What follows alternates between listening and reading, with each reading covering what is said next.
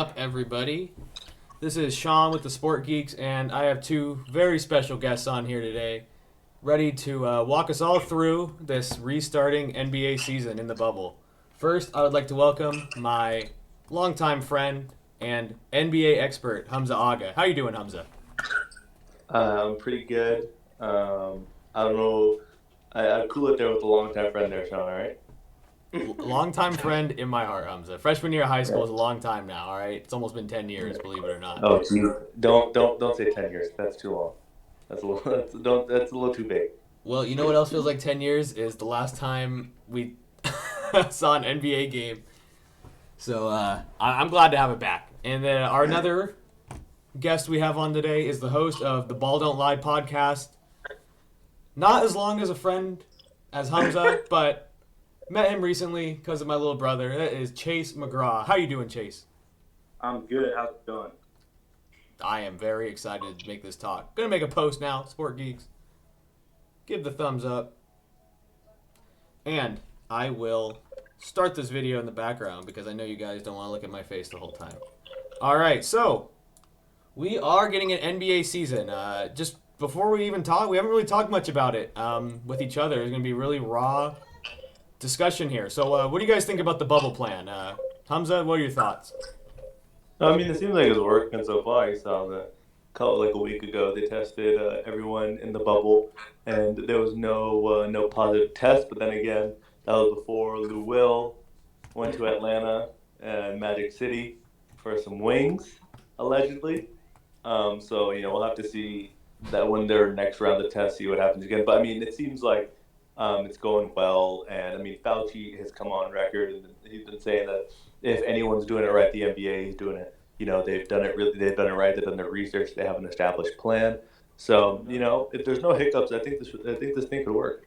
I agree. So you want to elaborate for people who don't know what's happening with Lou Yeah. Williams? Yeah. I mean, Lou Will had a loss in his family, which is very sad, Mm-hmm. and he was supposed to go to the funeral. And later on that night, Jack Harlow, a rapper, posted a picture with Lou Will at Magic City. Lou Will said it was like an old post, but Lou Will was wearing a mask that the NBA had given to him while No, after he had no. gotten to the bubble.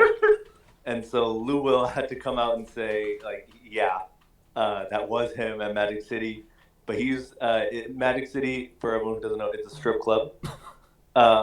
And he said he went to go get wings, which is not really far off because then if you look at previous Lou Will tweets, he has consistently said his favorite restaurant in all the world is Magic City, the strip club. So, I mean, he could be telling the truth He has about an that, but I alibi, mean, yeah. yeah, he has an alibi for his previous 10 plus years of tweets saying Magic City is his favorite food. So, it's a really funny scenario, funny situation. But I mean, hopefully he's okay and nothing got into him So while he was there. what's the are they letting him back in? What's going on there with him? Yeah, he has to quarantine for 2 weeks. He cannot leave his hotel room. That's what's gonna have to happen. He's gonna miss two or three games for the Clippers. So I mean, it's not. They're probably gonna stay at that 2 seed. I'm guessing without him. I mean, they're Well, not gonna. yeah. We'll see, yeah. So I saw some people saying they were kind of hoping for a bigger punishment for that. What are your thoughts on this, Chase? Besides that Lou Williams scenario where he went out, there hasn't actually been very many other players besides him. But yeah, I don't think the punishment was too bad because it was the first time that anybody really gone out with Rishwan Holmes who got a food delivery. He decided to go out and pick up the food. That was the only other guy that I saw that did anything like that. But Lou Will, I mean, it's going to be big that he's going to miss the game against the Lakers, the first game they play. Mm-hmm. It's going to be a big miss for the Clippers, and I think they'll probably lose that game. And like Hamza said, I think they probably stay at that 2 seed just because the Lakers have a pretty easy schedule as well. Yeah, so I don't have the records in front of me, unfortunately, but the Lakers have not locked in the first seed. Is that what I'm hearing? They have. Well, they not technically, but I mean, they would have to lose pretty much every single game. Gotcha. And they're playing 8 play-in games, or are they playing a little less than that? No, everybody plays 8-5.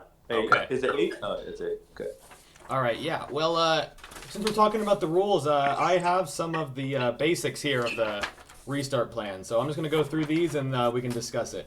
So they are going to restart the season on July 30th, which is tomorrow, and at the latest, the season will be ending October 13th, which is very interesting to see when they start the next season, because it's usually around October. So that'll be fun. The first round... What was that, Humza? I'm gonna take a guess, Sean. I think this could be the start of the NBA starting around Christmas time for the rest of our lives. Oh, really? Yeah, I think the NBA. I mean, they've been trying to. People inside the league have been trying to push for that for a long time, and this just kind of really opened the door for that possibility. So it seems like we'll have the NBA starting in December, going all the way to about I think the latest over there is August, and then right for the NFL to start. So to be a nice no awkward break. Yeah, From the sports. just no gaps. Oh, I'll tell you, love it, man. So that would be interesting, Now is the time to start experiment with things and see how they work. Kind of like MLB's experimenting with some new rules and things. Paige, Dean, what's up in the chat? So NBA, definitely that Christmas start time would be interesting to see. I like that. So the first round of the playoffs would begin August 17th after 8 play-in games to determine the seeding. Conference semifinals begin August 31st, and the conference finals on September 15th. The NBA finals would start on September 30th, which is just crazy to say, but that's the reality we're in. 7 teams in each conference with the best records, regular season games, and seeding games will have clinched a playoff spot. The usual tiebreaker scenarios will be in place for those seeds. The 8 seed could potentially come down to a play-in tournament. This tournament, if the team with 8th best record in conference is more than 4 games ahead of the team with the 9th best record, no tournament will be necessary. A final playoff berth will simply go to the team with the 8th best record. But if a team with the 8th best record is in its conference is 4 games or fewer ahead of the team with the 9th best record in the conference, then we'll have a battle for the final spot between those 2 teams. The tournament will basically be a best-of-2 series where the number 9 seed will have to win 2 head-to-head matchups to take over the number 8 spot. And that is pretty much the refresher on the rules. So, do you guys anticipate we'll get one of these 8 and 9 seed tournaments? What do you think, Chase? I think so. And I don't want it to sound any bias or anything here because I am a Blazer fan. But I do think because currently Portland is only 3.5 games behind Memphis, and they have a fully healthy roster.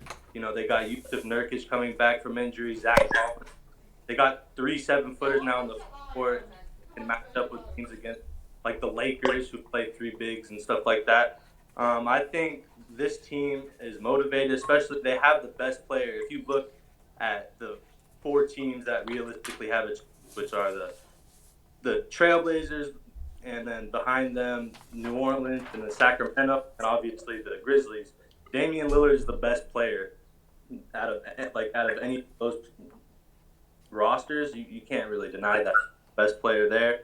And I think they've been waiting for Nurkic to come back, and we haven't seen him and Whiteside play together. And the scrimmage games didn't look too good for Portland, but Lillard missed 2 games. But I really think that Portland team's going to make a push for that 8 seed. They'll trigger that play-in tournament against Memphis. Oh, well, that'll be really interesting. What are your thoughts on that, Hamza? Yeah. I don't think in the East anything's really gonna happen. What? No Wizards? No Wizards? No.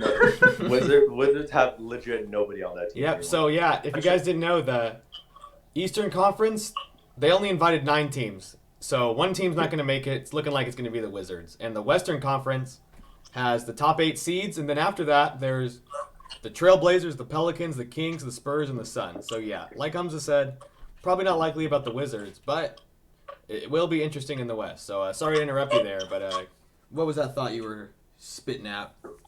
No, I think the West. I think it's really going to come down to the Grizzlies, the Blazers, and the Pelicans.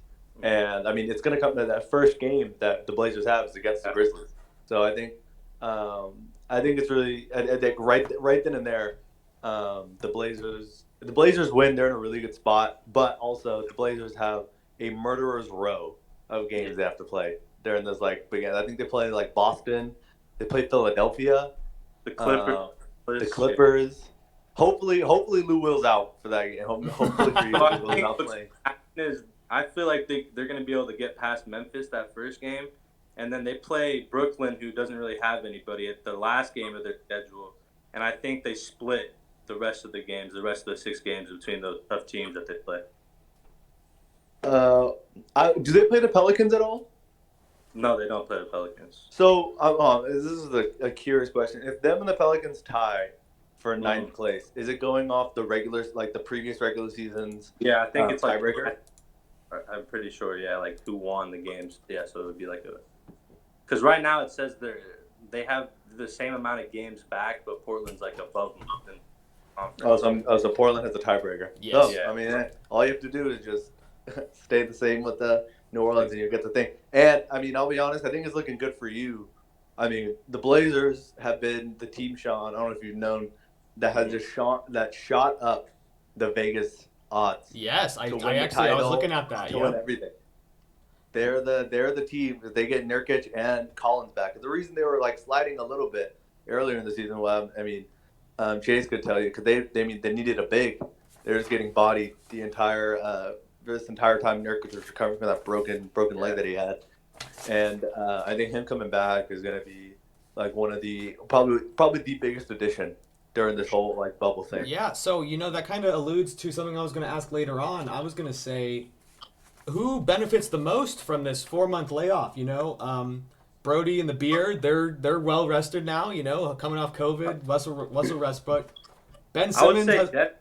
Oh, sorry. Yeah, what were you saying? Denver Nuggets, because they were able to get Bobo back. I don't know if you guys watched it today, but Yeah, he's been unbelievable. They have Jokic playing point guard now. I think him off the bench is going to be really scary, especially in the Western Conference. Like I said, having those bigs that you can match up with the Lakers, because I really think the Lakers are the team to beat in the West. If you could have those bigs that can match up with Anthony Davis and JaVale McGee, I think you have a chance. I think personally, I mean, I think the team that's benefited the most from the bubble is Portland. I think. I think if they play Memphis right now to win that little tournament, I think they'll win 2 games in a row. I think Dame is like arguably one of the best like playoff players in the past 10 years. Clutches in the NBA. Insane. Yeah, like clutches for sure. Like he shows up when when the lights are on him. So I got someone in the chat saying Westbrook isn't playing. I was under the impression he came back. Well, what's going on with him? I don't know where you got your information from, but he was definitely playing. Yeah. Yeah, he's good to go. Yeah, he's good. He's good. So he did have coronavirus previously, but he came back to the bubble, so maybe you got confused there. Yeah, exactly. A few weeks ago he wasn't there. He didn't come when they initially reported, but I believe about a week or maybe a little longer he came back.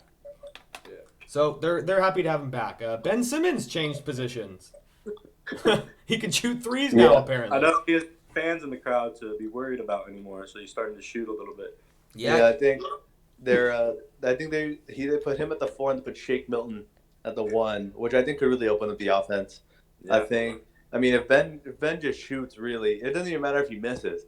If he is like a threat to shoot from the outside now, that opens so much for Joel on the inside. And I think they're also a big winner if Ben can shoot, or if Ben just even like if he can put up 3 or 4 a game, and if he shoots 25%, if he just puts them up, I think Philadelphia is in a great situation because the defenses are going to have to be a bit more honest to Ben if he just attempts to shoot a couple more. I agree.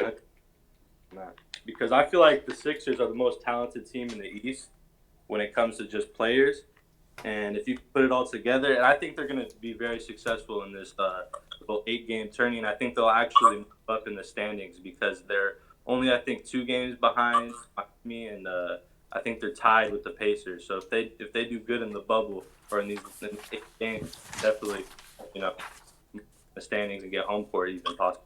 Yep, they are the 6th seed with right under the Pacers, but I'm not sure if the records are the same because, like I said, don't really have the records in front of me. But yeah, it's going to be close there. And you mentioned how I think it was kind of a joke how Ben Simmons doesn't have the fans now, but that will be an interesting effect to see how this looks and how this feels with no fans. I'm a big MLB guy, and I was a little concerned at first how seriously the players would be taking it and how things would feel with no fans. But we're a week into the season, and I'm telling you, it feels like a regular MLB season here. When you kind of forget about the things going on in the world and players testing positive, it really feels like an MLB season to me. And I think even more so with I've seen the scrimmages, the presentation looks amazing. They put so much effort into this, and we really won't have to worry about players testing positive because what we've seen so far the last month in the bubble, no one's tested positive. The bubble's working, and like you said, Humza, Fauci loves the bubble, and I think people's concerns about how it'll feel, I think after these first games tomorrow, those will really diminish. I think these guys are all going to be hungry for a title, even more so. I think they're unveiling. Oh, my bad. Go ahead. I think they're unveiling fully tomorrow the virtual fans. Oh, so I haven't heard about these virtual fans. What's that about? Yeah. So they did it slowly. They didn't have it the first couple of scrimmage games, but they had it on for one that I was watching, where they're having the big blackboard that everyone was looking at like before is actually like a screen, and they're gonna put like virtual seats on there, and then like, fans like on Zoom or something are gonna pop up. No shot. That's kind of cool. I like that. Yeah, they're gonna be like doing all that stuff. That for like the last 2 games, I think they're showing that, and it looked pretty weird though, to be honest. Yeah, it looked weird because it was kind of glitchy. Like the fans would like pop in and out, but like I mean, I guess it's better than nothing. And I'm just confused at what those fans are seeing. Are they watching the game like broadcast, or are they watching it from right there, like that point of view? That's what I would do if I were them is maybe pre-record these fans. Like, remember how they did it for the NFL draft? Yeah, I mean, but I think that was like a big. I wasn't a fan of the NFL draft one. It was like weird. Yeah. You know what? Yeah, you're right. It was it would be cool to see them reacting in real time, but the problem we get with that is that it looks kind of glitchy sometimes. And then someone in the chat just said someone's going to forget they're on Zoom and walk in naked or something. But, I think because with the NBA, I think I just know for a fact that they'll probably, like, if someone walks in naked or something like that, they'll probably just turn off the Zing, like, immediately. They probably have control over, like, just kick someone out. And I'm guessing there's going to be a huge waiting room for people just to, like, watch like this.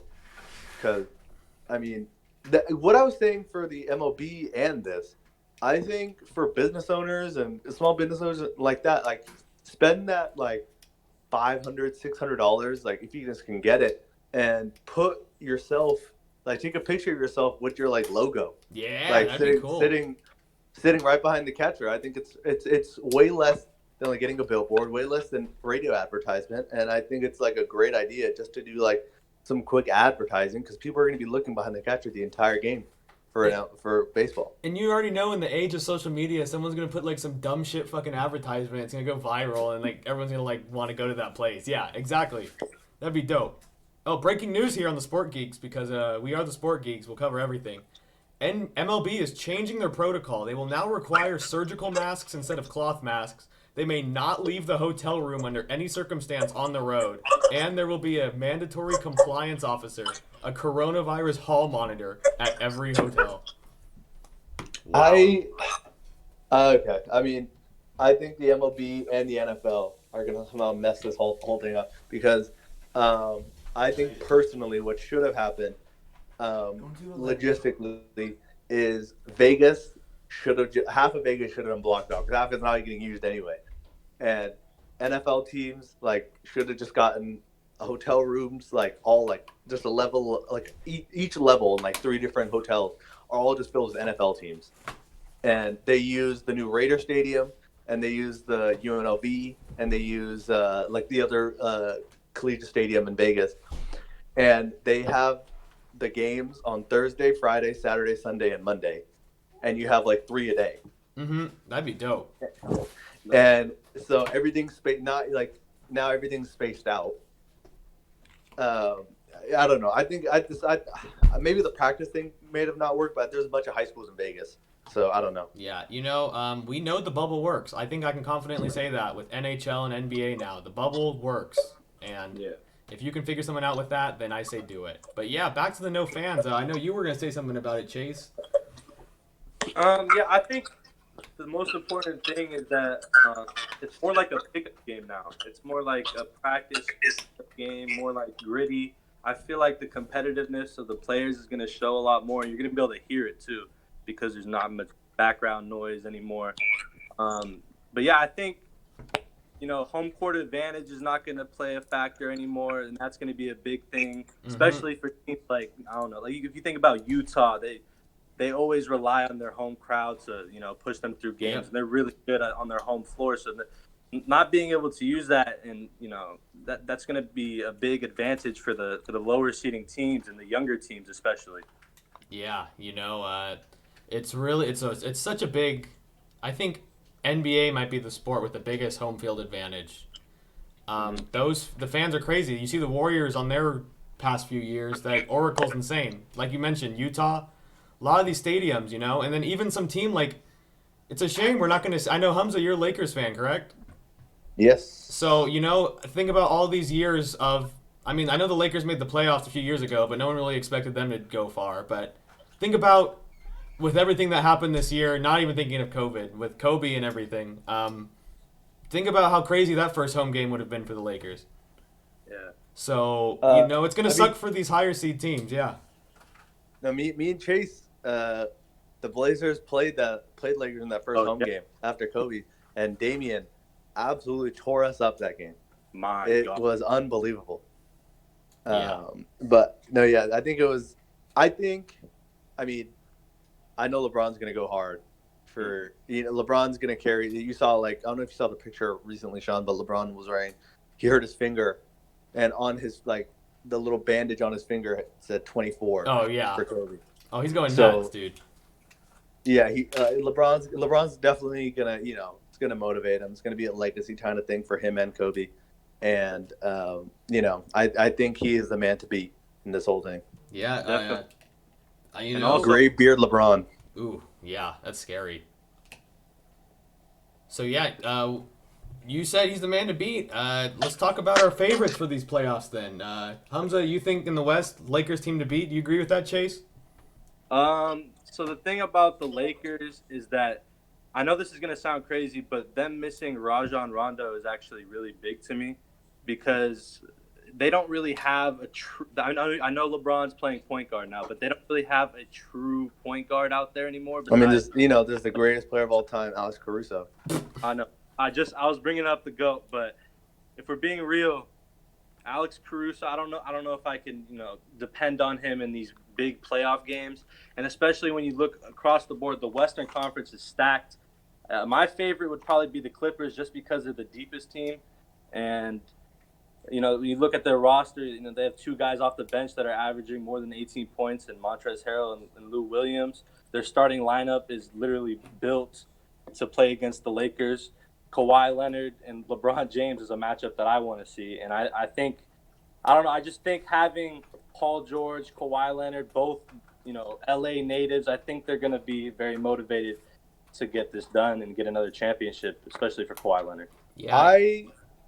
With the Clippers, I have one big hiccup for me that I need to see still. They have lots of scores and everything like that, and it just seems like they don't they have Pat Bev, but I don't know how long Pat Bev's going to be out because he's not playing right now.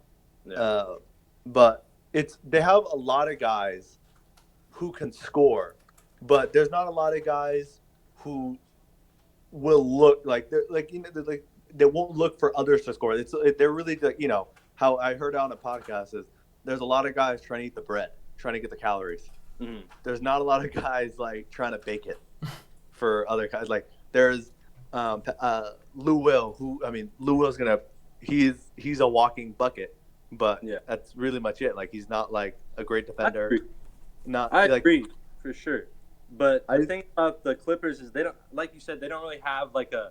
I'm pretty sure what you mean is they don't really have a primary playmaker. They don't really have a real guy that's like dominating when it comes to passing.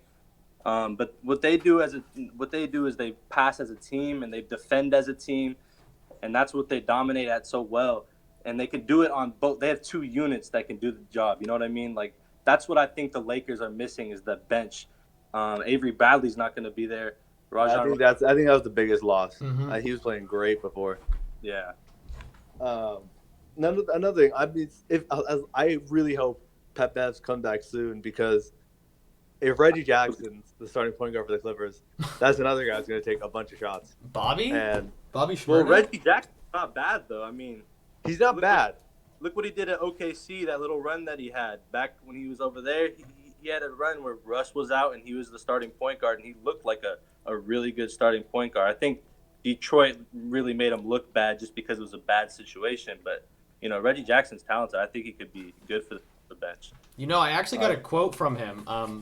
He said he's gonna do it for Bobby Schmurda this year. No, I'm kidding. I just think he looks like him. Bad joke. Yeah, but those Lakers Clippers, the two LA teams, they're gonna be fun to look for. But if we head over to the Eastern Conference, man, one of the storylines this year is Giannis. He's gonna be looking to dethrone LeBron and then possibly join him next year. What do you guys think about the Bucks' chances in these playoffs? I don't know. The Bucks scare me because Giannis, he's going to be taking the last shots at the end of the game. He can't really create his own shots. Like he can, but only at the rim.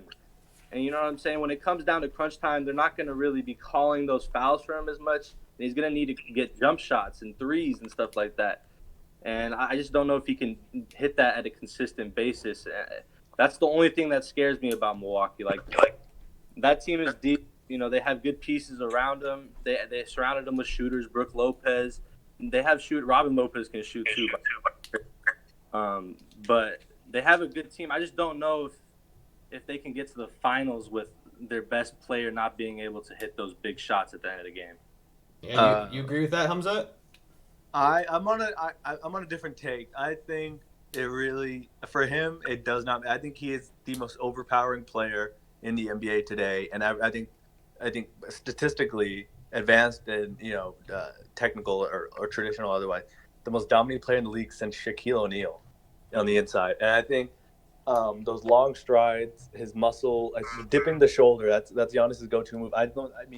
It doesn't. I feel like it just does not matter if he can't shoot because you can put three guys on him, he's still gonna dunk on every single person. The thing, Raptors. I'll let you continue. Because the Raptors, they had Kawhi, and that Kawhi would be trouble for him in the finals because Kawhi is a very strong guy. I think there's one team. I know.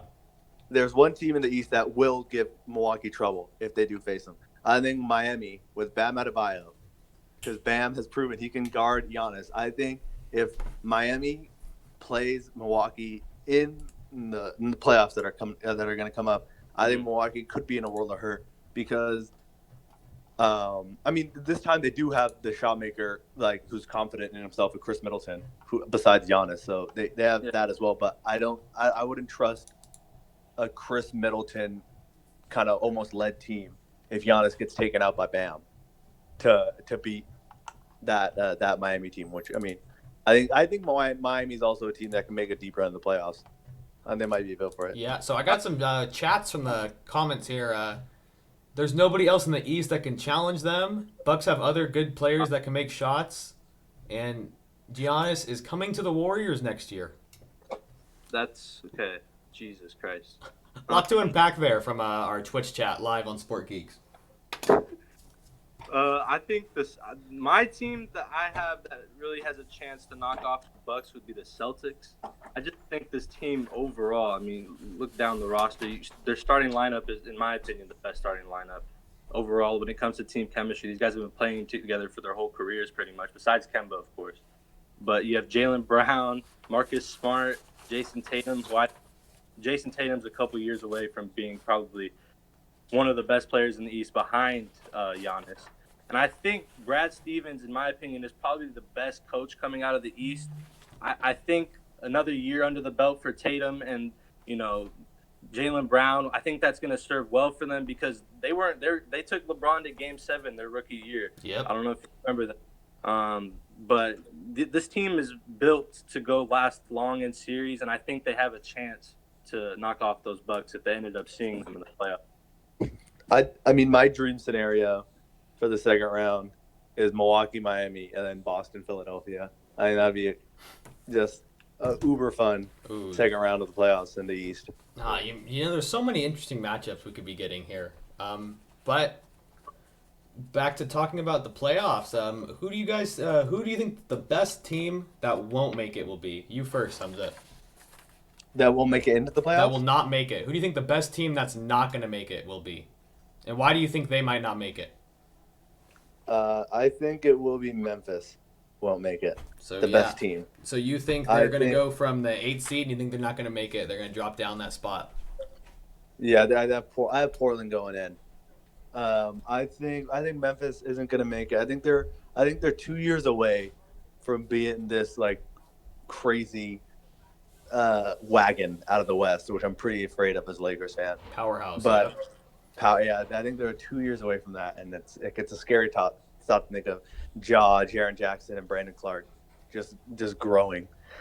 But I don't think they're going to make it because of the youth that they have right now. I don't think they're really I don't think they're going to be – I mean, luckily, they're not going to be around fans to get that real playoff atmosphere. But I think playoff moment, no matter what it is, it's going to have an effect on the young guys. And I think Portland, having been there before, going to the Western Conference Finals last year, I think Portland's just going to flex that veteran muscle really, and kind of just show the young guys like who really like owns the street. Yeah, so I'm assuming, Chase, you agree that the Portland's going to squeak into the 8th seed. I agree with that too, but yeah, I think Portland's going to move in there. I think Memphis. I don't think they're the best team. That's not going to make. I think the Pelicans are a better team when they have Zion. Because you pair Zion along with Brandon Ingram and Lonzo Ball and Drew Holiday, I think they're a better overall team than the Memphis Grizzlies. But I do think Portland is going to be the team that 8th spot. Yeah, so you guys don't think Zion and Ja are going to carry them into that 8th spot? Yeah, the youth is what scares me. And those are both teams in like 2 years, Sean. They're going to be up there like 1, 2, 3 seeds in the West. For sure. I think really just getting their feet under them right now is, I think honestly it's going to be the best thing in the long run. I mean, playoff failure for young players is proven to like begin like an uptick in like drive and gives them that exactly. It'll give them that motivation. They're going to get a taste of it with these 8 games. They're going to be pretty much playoff kind of games. They're going to take them as the Memphis Grizzlies, the Pelicans, and the Blazers are all taking these games as playoff games. So it's going to be a good taste for them, for the long run for sure. Yeah, I'm getting a comment saying the Warriors are tanking for a number 1 pick to go trade for Giannis. What do you guys think about that? I don't think the Warriors are going to get the number 1 pick.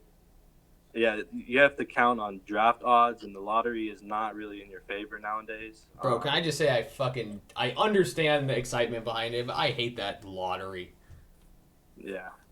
Oh no, I like it because I think it because I'm not a big fan of the just like a team like the Sixers. I wasn't a fan. I like Hinkie. I like what his like thought process was. I just didn't like the fact where he was just like, oh yeah, we're just gonna lose. Although that was kind of like a bad mindset to have. I think it really deters like they're like the Dolphins really. Like I think your favorite team, Sean. I'm wearing Tua's jersey right now, and everyone watching the stream can see me.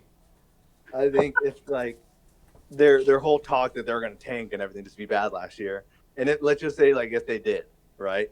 If they did, and they put in no thought of winning, Sean, like at all, right? Yeah. I just think to kind of like not have that for a fan base and kind of reward teams that tried hard that just aren't good enough, really. I think that lottery system really works. because then I mean I don't know. I think it's fun for the randomness.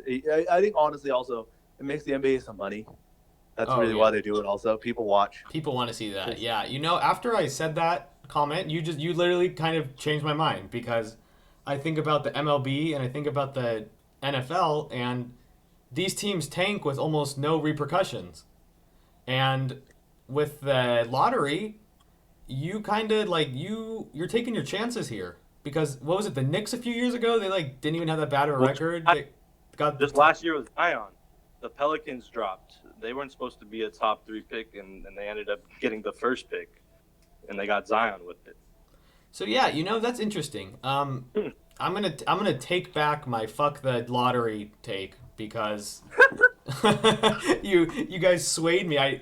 I've definitely thought about it like that before, but just in the moment, I just thought of just you being the worst team ever and not getting the first pick. But then I thought of every other league and how horrible the worst team in each league is to watch, like the Orioles or the Redskins, and fuck that. I don't want to watch the Washington football team. What, Nate? Not their name anymore. I don't care. It's not their name. The Washington football team. Damn it. Thank you. Nate literally scolding me because I didn't call them that. It's their name, Sean. Yeah, I know. So there's that. Yeah, young team, the Pelicans. We'll see. But the thing, like you said, it's going to be playoff atmosphere right off the bat tomorrow. How many games are there tomorrow? I wish I would have looked, but I didn't. 2, I believe. There's Jazz, 2, I think. Pelicans, I think. Jazz, Pelicans, Nate's telling me. Lakers. Clippers, Lakers are tomorrow? Oh, I can't wait. Yeah, Will's gone. That's why I think Lakers are going to manage that, in my opinion. Yeah, so that'll be fun to watch. I'm excited. And I'd probably be a little more excited if MLB didn't come back recently because usually I'm the type of fan. I root for the Warriors because my dad taught me and my family if you live near a team, you root for them. So ever since I could remember, we root Warriors, Sharks, A's, Giants. I used to root for the Niners. Niners is the only one I strayed away from, but because they didn't draft Blaine Gabbert. But that's a story for another day. But fuck, what was I even talking about? I was talking about the local teams. Oh, the Warriors, yeah. So, as long as I can remember, I would only watch for the playoffs. I'd watch a few regular season games. But now, after missing sports for so long, I'll take anything. Maybe I won't watch every single of these seeding games because there's going to be baseball. But man, am I going to be glued to these NBA playoffs? And I haven't even been this excited for the recent Warrior runs because it's just so desensitized to how good they were. I am so excited for the NBA playoffs like I haven't been in a long time. Hey, Sean, you know what? Going back to your Warriors trade for Giannis thing, I think because Warriors technically have 2 picks right now. Really? Explain that to me. I'm basketball illiterate. So the Warriors have their own pick, and they also have the Minnesota Timberwolves pick. Oh, they traded Cat or? Yeah, when they traded for D'Angelo Russell. Okay, gotcha. They traded a first-round pick. I forgot what's the protection on it. Chase, do you know? Is it top 3 or top 5? It might be top 10, or is it? I don't know. I'll look it up. Keep going. I think if the Warriors get that pick, really, I think then we're maybe in a different kind of ball game. But also, I think coronavirus threw the whole thing upside down because now I'm not sure if there is going to be any big trades because it's just going to be awkward. This guy's going to be living in the same place because I don't think the NBA season is going to be. I think it's going to be in a bubble again for Christmas. I think until. I think we'll know later on. We'll know later on in August if the vaccine hits and if because when the timetable is. But as of right now, if the NBA starts on Christmas, it's going to be in a bubble again, and I don't know if there's going to be any big trades or anything like that. I know there's going to be free agent signings. I think I think Giannis would have to get. You'd have to lose in like the second round or something like that and get 4-0'd swept for him. I don't know if you heard this, but I mean, there was a rumor that Giannis was telling people, like some insider people, that they have to win the finals for him to really fully stay. Wow, believe it. Big stake. So I found the details of that Warriors trade. They traded D'Angelo Russell to the Timberwolves for Andrew Wiggins. I just got an ad. I'm using ad blocker. Whoops. Oh, you're kidding me. I have to disable ad blocker? Grow up. Grow up, Mercury News. Are you kidding me? Okay. Dude, the live. You gotta love the live aspect of it. Okay. First, a protected first-round pick in 2021 and a 2021 second-round pick. The 2021 pick is protected for a top 3 selection, but becomes unprotected in 2022. What does that mean? It becomes unprotected 2022. So I get this is for next. No, yeah, this is for. Oh, this is for this year. No, so that means if the Timberwolves get that pick, Sean, the Timberwolves get that pick if it's in the top 3, right? Gotcha. If it's not in the top 3, the Warriors get it. But then if the Timberwolves get it, then that pick is unprotected the next year. And even if let's say the Timberwolves get the number 1 overall pick, the Warriors would get that number 1 overall pick in 2022. Okay, so pretty much they would get the pick this year, but then they still get that first pick the next year if they're in the top 3. Yeah, it just rolls over. Okay. Just rolls over. So the Timberwolves they're in the bubble, correct? No. No, why am I tripping? Okay, sorry. What are their so are they like bottom 5? Where are they right now? Yeah, they're not a good team. So there's a shot that the Warriors might not get that pick till 2022. I mean, because I thought that pick was for this year, in the 2020 draft. I don't think it is. Oh, okay, my bad. Draft. Yeah. That's for next year. So now, I think the Warriors can still trade this pick that they have in the for 2020 anyway to get another kind of piece player, and then I think next year. I think that's when the Giannis thing is going to start, when they realize what happens with that Timberwolves pick. And I really hope this is all false, man. I'm tired of these Warriors. I already had to deal with KD. You know, it's not fair. Yeah. If you guys thought KD and Steph were basketball heaven, wait till you see KD and Giannis. Yeah, on the Nets. No, Steph and Giannis. Oh, Steph and Giannis, yeah, Steph. I was about to say what? The Nets. But forget about Clay. Hamza, I'll never forget. Sophomore year, we were in Mr. Nicholson's science class. Hamza comes in before class, just like sweating bullets, like sprinted in the classroom. He's like, "Sean, you gotta watch this. Look at this rookie for the Bucks." He showed me this video of Giannis. I'd never heard of this guy in my life. Took like 3 steps from like half court to the basket to dunk it. I'm like, geez. I'm like, who is this guy? Like, I thought he was just some like scrub who was like hella tall. We're really early on the Giannis hype train. I can attest to that. 2014 at Monterey High, Humza was on the hype train. That's crazy. So yeah, that's funny. But that East Conference is looking a little thin. So before we get into our playoff predictions, is there anything else you guys want to add just about the seeding games or just like the season in general? No, I'm good. No, I'm good. All right, we're chilling now. So, as we stand right now, Eastern Conference seeding from order 1 to 8 is the Bucks, Raptors, Celtics, Heat, Pacers, 76ers, Brooklyn Nets, and the Magic, with the only team on the outside looking to get their way in, the Wizards. Western Conference, we got the Lakers, Clippers, Nuggets, Jazz, Thunder, Rockets, Mavericks, Grizzlies. And 9 seed through 13 will be the Blazers, Pelicans, Kings, Spurs, and Suns. And I think I would do a disservice to everyone if I did not talk about the Jazz real quick and Rudy Gobert's relationship with his teammates. You think his antics that ended the season will play any effect into his chemistry with Donovan Mitchell especially? Or will they let bygones be bygones and try to win a championship? I don't know if it really matters that much. Honestly, I think either way, this season is going to be a big determiner for them and what they want to do for the future, because you look at the last 3 years, they've been a team that gets in the playoffs and then loses in the first round. Or, you know, maybe they got out of the first round one year and then got swept in the second round right after that. So this is a team that really doesn't have much playoff success. And, you know, Rudy Gobert is actually eligible for the Supermax next year, and I don't know if the Jazz want to pay him all that money. I mean, he's a really good center, but I don't know if he's worth the Supermax. I just don't know if he's worth it. So I don't know. I think next year, or if they don't make something happen in the bubble this year, I think they're probably gonna go their own ways. Hamza? I mean, I thought today like their relationship is rocky, but it wasn't even over the coronavirus thing. It was kind of just ego. They both want to be this. They both want to be like the main person in Utah, and I think that.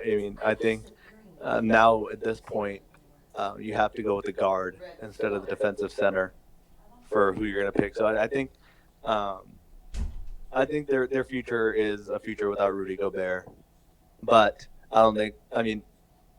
I really don't think they're going to miss him that much. I kind of think. Personally, I don't think. I think Rudy's a little overrated as a player, regardless. So I don't think they're going to miss him that much. But quote on the relationship, like you said, from Donovan Mitchell. Right now we're good. We're going out there. We're ready to hoop. I think the biggest thing that kind of sucked was it took away from the guys on the team. It took away from what the guys on the team were trying to do, and I really wish that as going forward. I think that'll be a part of a focus, just getting us as a team, because obviously Rudy and I had COVID, and whatever happened, happened. But now we're ready to hoop, and we're focused on the team as a whole, because we're not really trying to keep taking attention away from what everyone's got going on here. Obviously, we've got, Bojan? Boban. Yeah. Boban. Big Bob. So we've got some guys that are really looking good and ready to step up, and that's what we're really excited about. So he's saying things are looking better, but yeah, like you said, they're usually a first-round exit, which sucks because their name's the Jazz, and they have a cool logo, and I like them because of that. They do have some nice pieces this year, though. Mike Conley's an addition that they haven't had, so maybe they can make some noise, but I just can't really see it. I don't think they're good enough, to be honest. Yeah, and they're in that stacked West, and they are the 4 seed, so it'd be nice to see them make it past the first round, Yeah. So yeah, we'll get to our predictions here. I think we all agree the Wizards will not be making it in the East, so more or less those top 8 teams are going to be staying in. We agree on that? Yeah. Yeah. So the West, I think we all also agreed the Blazers will be taking that 8 spot, and you guys don't see anyone else jumping out. You don't see the Mavericks. Could they even possibly get kicked out, or would a lot have to go wrong? I could see the Rockets moving up to that 5th seed over OKC. Yeah. The Rockets have a pretty easy schedule, and that small ball lineup, it hasn't looked bad. It's actually looked pretty good. I think they're a more experienced team. James Harden and Westbrook have been in the playoffs tons of time. OKC has Chris Paul, but I don't know. I think OKC is mostly a youth team, and I think this is going to be more of a experience for them more than, trying to worry about winning a championship, because I don't think they're there yet. Yeah. So. Yeah, same for me. Oh, nice. Yeah, we all agree on that. So nobody's predicting the Suns to make it. Sadly, Devin Book. What do you think his future? Does he have much of a future in Phoenix? Man, I feel bad for him. No, the owner sucks. Yeah, they need to make some trades to put him alongside another star. They're kind of hoping DeAndre Ayton turns into something special, but he looks good, but I just don't see like an all-star talented center out of him. I don't know. Oh man, they could have had him and Luka. Yeah. What a shame. Yeah, just a lot of mismanagement coming out of Phoenix, and it really sucked. They really struck gold with Book. So. Sucks to see. But yeah. We go to the playoffs. Who do you guys see being the top 4 teams in each conference? Who will make it to the conference semifinals? First, I'll ask you, Chase. What do you think? Eastern. From which conference? Let's do Eastern, then Western. The top 4, I would say coming... The 1 and 4 matchup it's going to be probably the Bucks are probably going to end up going against the Sixers, I think, and then after that it'll probably be I don't know, man. This is tough. I want to say the Raptors, but I don't know. I think the Celtics are going to be one of those teams for sure. Yeah, Celtics. I would say Celtics, Bucks, Sixers, and. It's going to be top 4 teams probably. Yeah, that's a hard one to pick. Got the Pacers, the Heat up there as well, so. The Heat, but I just think the Sixers are more talented than them. Yeah, I mean Ben's gonna be shooting threes, so anything can happen in the bubble. Let's say Thibault, he's got to keep those vlogs going. What, Nate? The Thibault, he's gonna have to keep those vlogs going. So Nate's telling me the guy Thibault is gonna have to keep his vlogs going. So Oh yeah, Matisse. JaVale, Danny Chavez' favorite player. really, where is Danny? Yeah. What's Danny up to? Danny's working at the bike shop.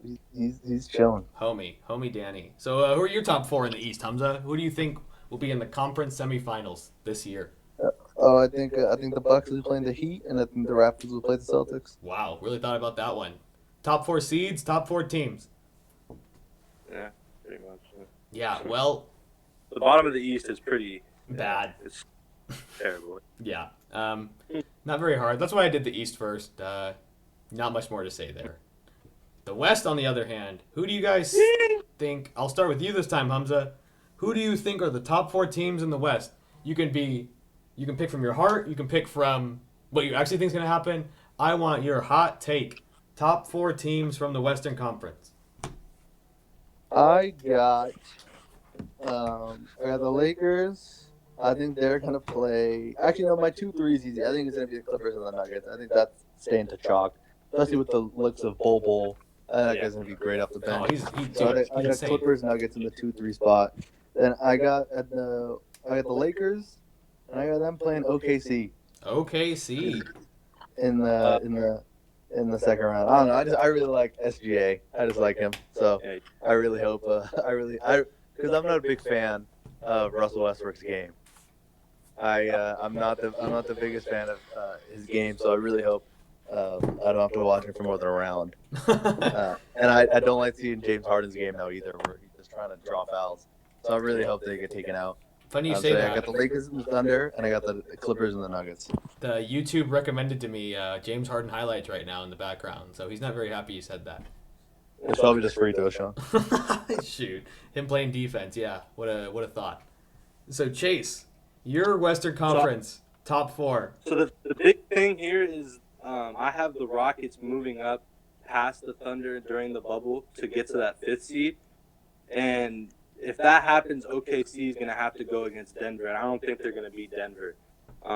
So that's why the only thing I would change is the Rockets instead of the Thunder. So you have the same picks as Humza, but Rockets instead of the Thunder.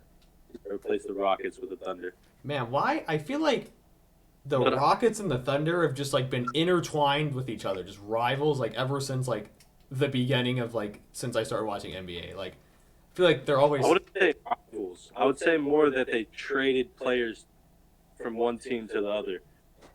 All right. Well, I just feel like whenever you're right, not rivals, but I just feel like they're so intertwined with each other. I feel like they're either always playing each other in the playoffs, a seat away from each other, trading players.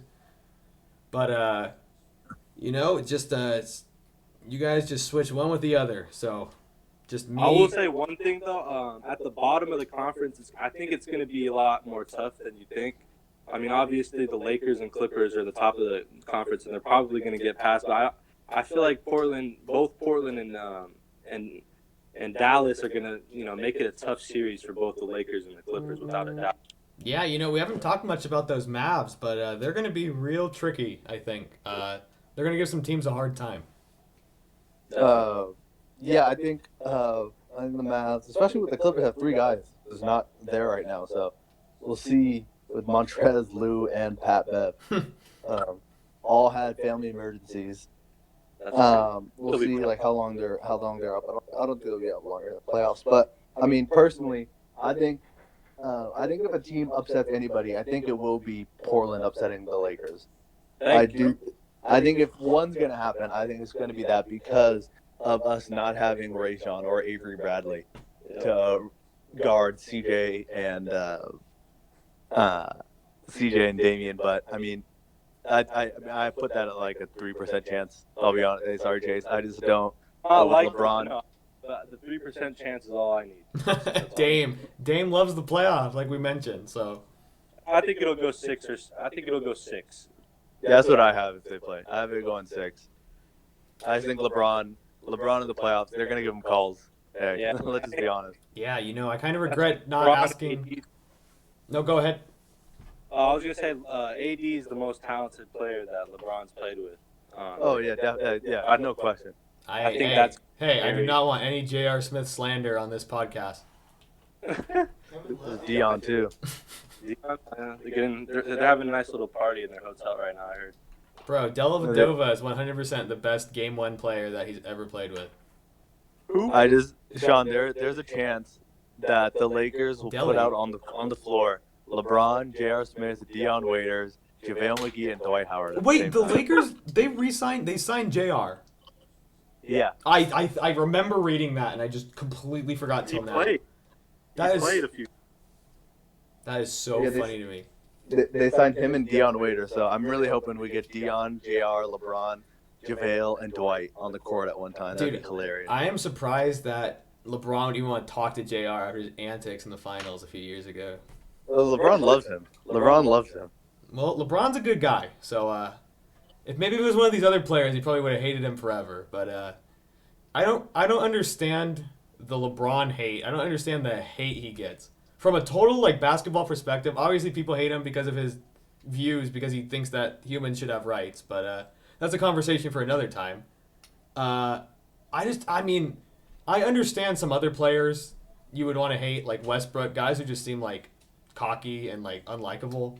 But I really don't get the LeBron hate. I think because all eyes have been on him since 2000.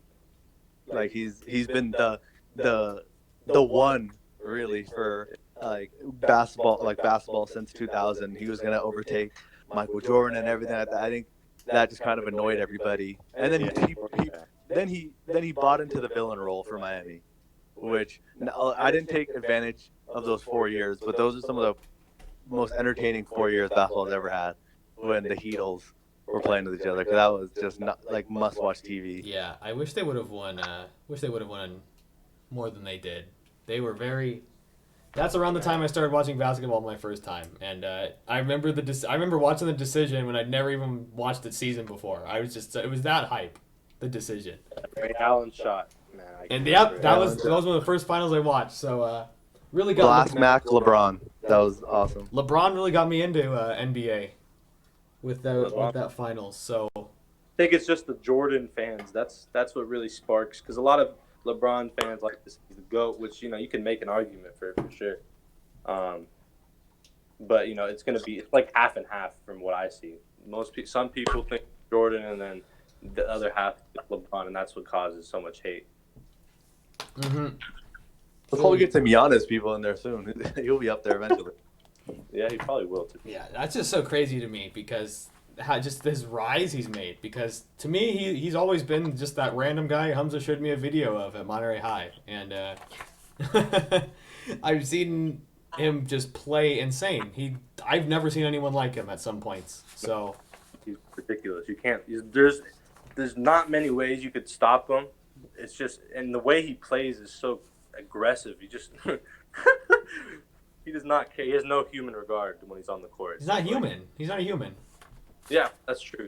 He's a Greek freak. You're right. He's insane. Yeah, I kind of regret not asking about your first round thoughts, because there's already just so many interesting matchups that could happen right off the bat. Are there any storylines you guys want to talk about from the first or second round before we move on to these conference finals? I don't think there's going to be very many major upsets. I just think, like I said before, I think Portland and then Dallas are going to really give a run for the money for both of the top two seeds. I think they're both going to make it a tough series for them. I could see there with the young legs. I think the young legs are going to play a big part in maybe getting an upset. Because if you look at 99, the last time this kind of thing happened, where it was a shortened season and a crazy playoffs, the 8 seed Knicks who made the playoffs because they had a bunch of young legs, and I don't think one of the young teams is going to make the playoffs or make the finals like the Spurs and the Knicks did in 99. But I think one can really cause a major upset, one that we just do not see coming at all.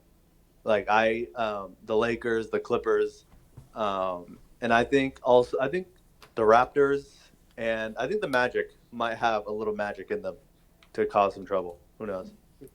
Yeah, well, I was thinking maybe we get a I say we invite everyone back here right before these playoffs start, once we know the seeds, and we get talking about it.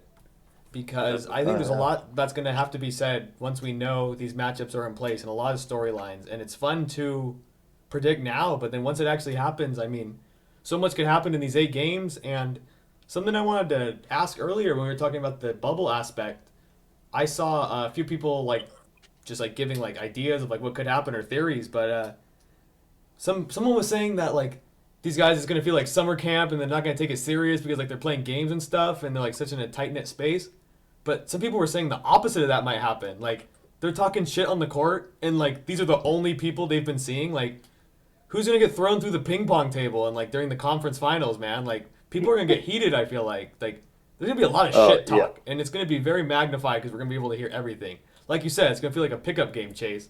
And I think we're gonna see a more old style of basketball. I know obviously the 3-point shot's gonna be heavily used, but they don't use that back in the day as much, but I think the physicality standpoint is going to be a lot higher than we would normally see in a regular game. These guys are going to be out there going at it. Yeah, I think the asterisk crowd, the crowd that people are saying that the champion will have an asterisk around or in front of them throughout, whenever people bring up the championship, are going to be quieted. I think they'll be quieted pretty early. I think this is going to be one of the more entertaining playoffs we'll ever see in our lifetime. I think it's going to be awesome to watch. I do not think you can put an asterisk on this NBA title. I mean, if some guys opted out, like we mentioned with the Lakers, some guys won't be there. With the MLB, guys can't play for almost 25% of the season if they get COVID, and you're not at full strength. But with this, I mean, there are only a few games left. The teams who are going to make the playoffs are going to be there. They're in the bubble. They have all the stars pretty much. And, I mean, once they make the playoffs, it's a regular format. I don't see any way you can majorly discredit this title, you know? Yeah, no way. It's going to be... I think the only people are going to do it if LeBron wins. No one's, everyone's going to not try to, haters count the title. That's stupid. Yeah, stupid. I agree. So, you guys gave your semi-predictions. Give me your prediction for the Eastern and the Western Conference Finals, and who do you think will make it to the NBA Finals? Chase. So coming out of the West, I have the Clippers, and then I have a good feeling about this team. Coming out of the East, I have the Celtics, believe it or not. So that's your finals. That's your NBA Finals. Yep. Celtics Clippers Finals.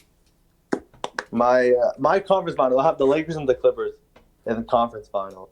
Yeah, that's and right. I have the Bucks. I think they're gonna play. I think they're gonna play the best coach in the NBA from the Northeast. It's not the Celtics. I think they're gonna play Nick Nurse, the Toronto Raptors. Yes. In the conference finals. I think Nick Nurse. I think he's the coach of the year. I think he's the best coach in the NBA. I love that guy. The guy's awesome. No, but I think I have Milwaukee beating Miami, and I have Boston and Toronto going to 6 or 7. I have Toronto coming out on top, and I have the Lakers just handling business against the Thunder, and then I got the Clippers handling their bit. I think the Clippers and the Nuggets will be a fun series to watch as well. But I got the Clippers, Lakers out of the West, and then Raptors, Celtics. And your finals are going to be Raptors and Lakers, correct? I have Milwaukee and the Lakers. Oh, Milwaukee. Milwaukee Lakers, you got. And we'll get to see Giannis versus LeBron, the one I think everyone wants to see. That'll be. I mean, both of you guys both had 2 different teams, and both of those matchups I think would be equally entertaining.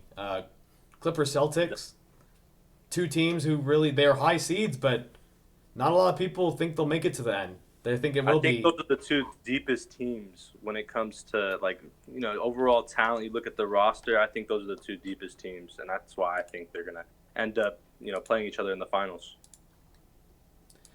Yep. Well, that's a great explanation for that. And Hamza, I don't know if you need to do much explaining for your picks. You know, those are the two best teams, and sometimes people think that's the boring thing, but I think sometimes that's a great to see. You want the two best in each, and there you go. Personally, for me, it's just they have the two guys who are gonna will their team the hardest to try to get back to the finals.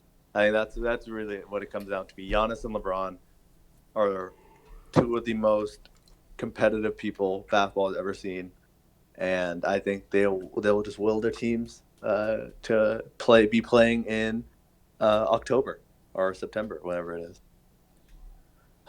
Yeah, I'm just thinking about this starting tomorrow. I'm much more excited than I was. There's so many things I forgot about, so many storylines, so many teams, and just we're gonna get it right off the bat tomorrow. So I'm glad we had this talk. Before we go, I'm gonna ask you each, who is your unlikely hero of the playoffs? Who do you think it'll be this year? Hamza.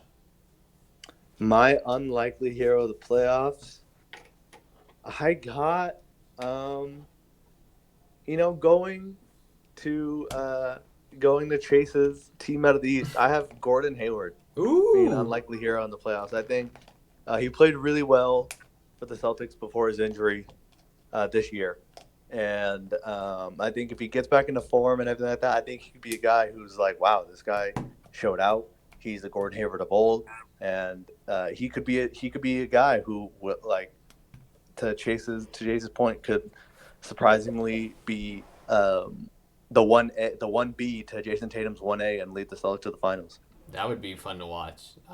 Hayward, yeah, ever since that gruesome injury, I've been really rooting for him, man. Kind of gotten a shitty end of the stick since then, so that'd be great to see him just pop off in the playoffs. How was he in the playoffs with the Jazz? I don't remember that too well.